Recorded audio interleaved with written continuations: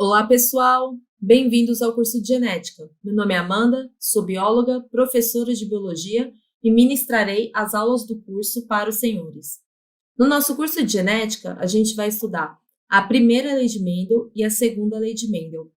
Ambas constituem as bases da genética moderna. Aqui temos alguns tópicos que serão abordados nesse curso. Então, primeiro, faremos uma introdução à genética. Veremos o vocabulário essencial em genética. Esse daqui é um passo muito importante para que a gente consiga dar prosseguimento ao nosso estudo. E depois, vamos ver a primeira e a segunda lei de Mendel, linkage, alelos múltiplos, sendo que dentro de alelos múltiplos a gente vai estudar o sistema BO e o fator RH, e também os cromossomos sexuais e os tipos de herança que são relacionados ao sexo. Vamos então para a nossa primeira aula? Nessa primeira aula, a gente vai estudar o que é genética e quais são os conceitos básicos nessa disciplina. O que é genética? Genética é a parte da biologia que estuda a hereditariedade. Hereditariedade é o processo que possibilita que os seres vivos transmitam e recebam informações genéticas por meio da reprodução. Apesar das bases da genética moderna terem sido estabelecidas no século passado, a ideia da hereditariedade é muito antiga. Então, desde os primórdios da civilização, a gente já tinha a ideia de que os filhos se assemelhavam aos pais em certas características. Então, mesmo sem saber o que era genética, sem saber quais eram as leis que regiam a genética, a gente já tinha essa ideia de que existiam algumas características que eram passadas entre as gerações. Uma parte muito importante no estudo da genética foi a descoberta dos gametas. Aqui desse lado a gente tem a ilustração de um gameta masculino, que é o espermatozoide, e um gameta feminino, que é o ovócito. A descoberta dos gametas ela foi essencial para a genética, porque quando eles foram descobertos, os cientistas eles imaginaram que eles estariam relacionados com a transmissão de características. Eles não sabiam disso, mas eles estavam completamente certos. Hoje a gente sabe que os gametas eles são essenciais para a transmissão das características. Por meio da reprodução, o gameta masculino e o feminino eles se unem. E o gameta masculino ele vai levar metade do material genético do pai e o gameta feminino vai levar metade do material genético da mãe. Quando esses gametas se unem na reprodução para a formação do embrião, esses materiais genéticos eles se unem, formando a carga genética de um ser vivo que a gente tem hoje. Vamos então para alguns conceitos básicos. Aqui a gente tem a ilustração mais simples de uma célula, lembrando que a célula vai ser a unidade básica de vida de qualquer ser vivo. Dentro da célula, a gente tem diversas estruturas, diversas organelas, cada uma com a sua função. Em genética, a gente vai salientar o DNA, que vai ser a molécula da vida. O DNA é uma molécula relacionada com o armazenamento e a transmissão das informações genéticas. Então, vai ser o DNA, representado aqui por essa estrutura em dupla hélice, que é a estrutura mais comum que a gente vê, né, sendo ilustrada por aí. Vai ser ele que é o responsável pelo armazenamento de toda a informação genética do nosso corpo. Então, a produção de todas as proteínas, todas as nossas características são determinadas no nosso código genético, que é o DNA.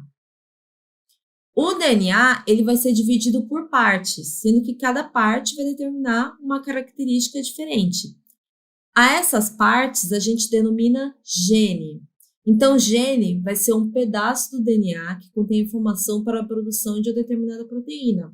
Então, por exemplo, a gente vai ter um gene relacionado com a cor da pele, um gene relacionado com a cor dos olhos, um gene relacionado a alguma doença. Hoje a gente sabe que para várias características não é somente um gene que vai ser responsável pela determinação dessa característica, mas na verdade um conjunto de genes. Mas para simplificar o nosso estudo e para entender como o Mendel chegou nos resultados que ele obteve, a gente sempre vai considerar um gene uma característica, para simplificar o nosso estudo. O DNA, ele não fica armazenado na nossa célula nessa estrutura de dupla hélice que a gente está vendo aqui. Ele acaba se condensando nas estruturas que nós chamamos de cromossomos. Então, o DNA ele vai se unir com proteínas, que tem o nome de histonas, e ele se condensa para formar esses cromossomos. Isso daqui vai facilitar o armazenamento do DNA dentro da célula e também vai facilitar a divisão desses cromossomos do material genético durante a produção dos espermatozoides, né, que é o processo de meiose. Então, só definindo aqui, cromossomos, eles são constituídos por DNA associados à proteína. Aí eles ficam com essa carinha aqui. Cromossomos homólogos são cromossomos que se emparelham durante a meiose. Já já eu vou explicar o que isso significa. E genes alelos estão localizados na mesma região dos cromossomos homólogos. Esses dois conceitos aqui, de cromossomos homólogos e genes alelos, eles são os primordiais aqui para o entendimento da primeira e segunda lei de Mendel. Para ficar mais fácil de entender, vamos analisar essas imagens aqui.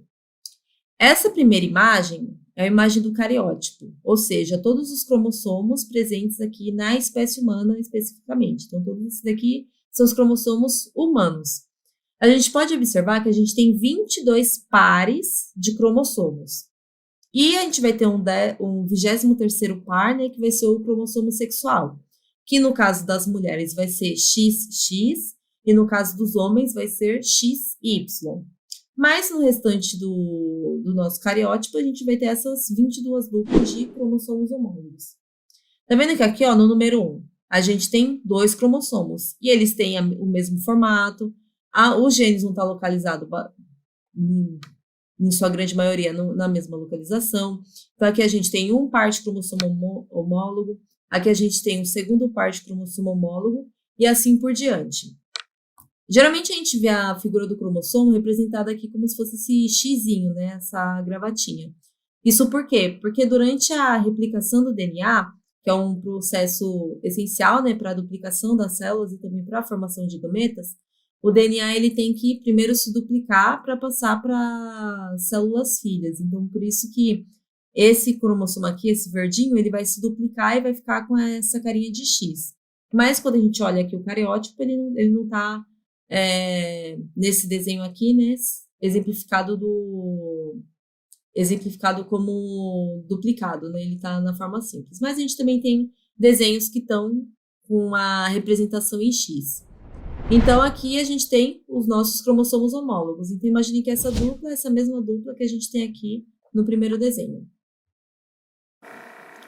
Os genes, que vai ser aquela unidade que vai estar relacionada com alguma característica, eles ocupam um lugar dentro desses cromossomos homólogos. E esse lugar a gente denomina de locus. Então, aqui a gente tem a definição, locus, local definido, ocupado pelo gene no cromossomo. Quando a gente diz que os genes são alelos, significam que eles ocupam o mesmo locus em cromossomos homólogos. Então, eles vão estar no mesmo lugar em cada uma das duplas do nosso cromossomo homólogo. A gente vai ver posteriormente que existem alguns genes que eles não estão localizados na mesma região. Aí, nesses casos, as leis de Mendel elas não vão se aplicar. Mas vamos deixar isso mais para frente, vamos focar nos genes que são alelos. Então, são genes que ocupam o mesmo lugar aqui nos nossos cromossomos homólogos. A gente diz que esses genes eles estão em dose dupla, justamente porque eles estão nas duas duplas de cromossomos homólogos. Esses genes eles podem ser dominantes ou recessivos. Quando a gente diz que o gene é dominante, significa que a característica que ele vai estabelecer, o fenótipo que ele vai estabelecer no indivíduo, ele vai dominar com relação ao excessivo. Geralmente, essa característica recessiva, ela só aparece quando os dois alelos são recessivos.